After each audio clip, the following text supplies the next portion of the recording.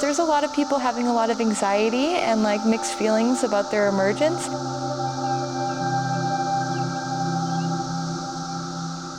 And so we're here to educate and celebrate them coming to share some of their last moments on Earth with us. And trying to reframe that narrative to expose how magical and whimsical this memory will be for all of us to carry on.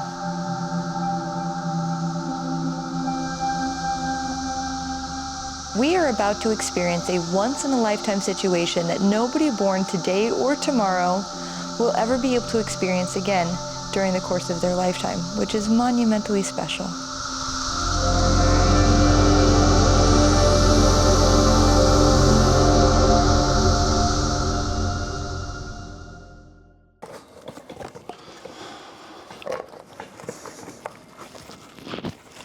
So, because the last cast leaves some of the residue, I've got to clean out, just make sure there's no like big chunks, make sure the molds are seated right. And I only have to do 3 at a time because that's how big the batches are.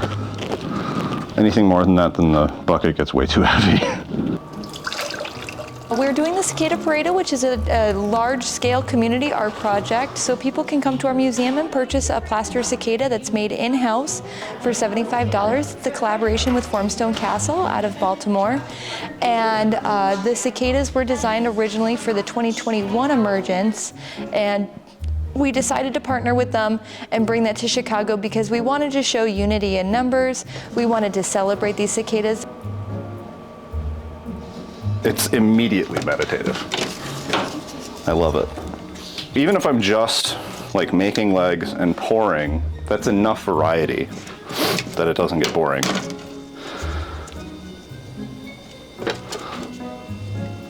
But I imagine if I say just did this for 4 hours, I would want to unalive myself. And it's honestly, this is some of the most rewarding work I've ever done. I work at a kids museum when I was a teenager. That was probably a little bit more rewarding, but I mean, I get to make something with my hands. I get to be part of the community. And I know once I see these things getting put up, every time I see one, I'm gonna be like, I did that. So this one is gonna be 1,157, if I can find the tool that I want. There it is. So each one gets a serial number.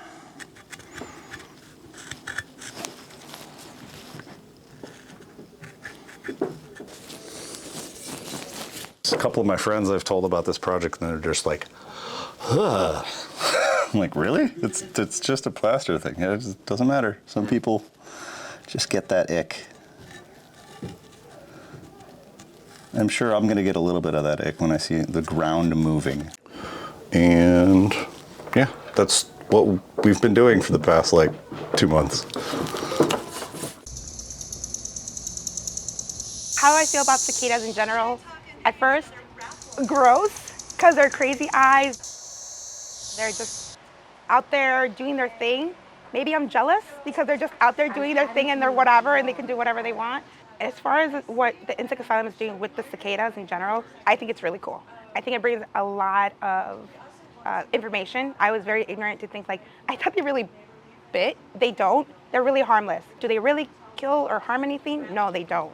So for us to be really bugged out about a bug, that's on us on how much information we want to like inform ourselves. Now that I'm informed, I'm just actually am hoping that I can hold one in my hand, like a little, kind of like how you would hold a kitten, but it's not the kind that I want to keep in my house. It's a hipster that loves a garden kind of thing. You know, you're tatted up, but you still want to be conscious of what you do. I hope they do get freaked out, but then they're going to realize that it's not a real cicada because of the tattoos. But I want them to know, like, where did they get those logos? Where is that from? And then just, you know, be more curious about it.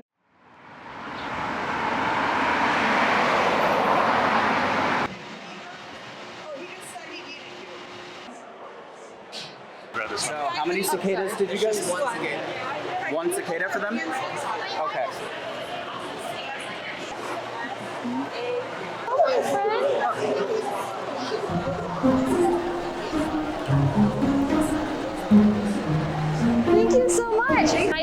appreciate you volunteering to do that. I'm really psyched. I think it's really so much fun to meet other swacky cicada people. Right? Wow, right? It's been awesome so far.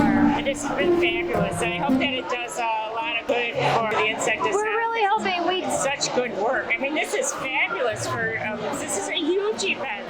Thank you so much. Yeah. This is yours? Yep, it's okay to stick it there. These ones are just the ones that were adopted by the public a month ago. So sponsors filled out forms and gave us sponsorship funds to cover the cost of giving away cicadas for free to artists. Are you Nina? I'm Nina. I've been the weird one my entire life and finally decided to put something together that allowed all of us fun, weirdo animal lovers. How long have you had that place? Since 2018. We've had that location since 2022 though. So we just celebrated 2-year anniversary in that location. Good for you, that's awesome. Well, I told all my St. Louis family that we have to come back together and go. That's amazing.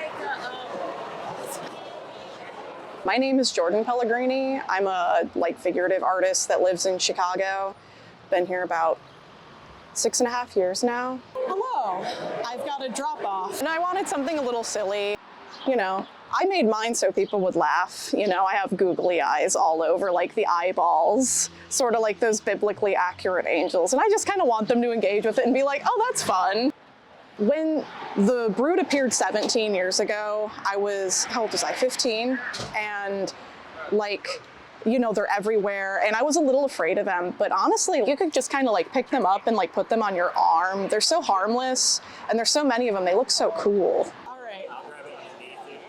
You know, it's just really fun to have a community event like this. It brings people together and it brings people together, you know, in a way to care about what's going on with nature and all that. How are you doing? That's awesome. I didn't. Oh my God, this is such a cool idea. Thank you. I love that. Can I take a picture of it? Yeah.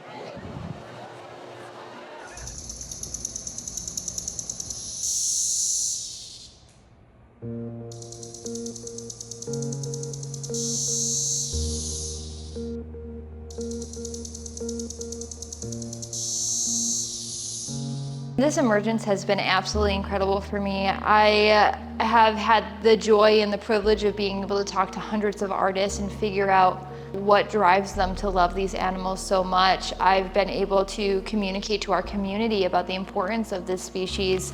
I've been able to go and observe the emergence myself and see them all come out at once, which is just monumentally historical, and just it's awe-inspiring to watch the circle of life just evolve in front of your eyes, and to be able to be present in that moment.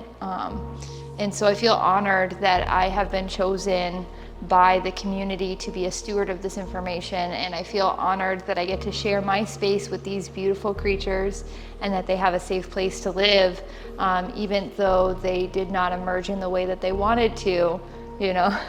I'm just overjoyed with the opportunity to be able to watch them carry through their natural life cycle.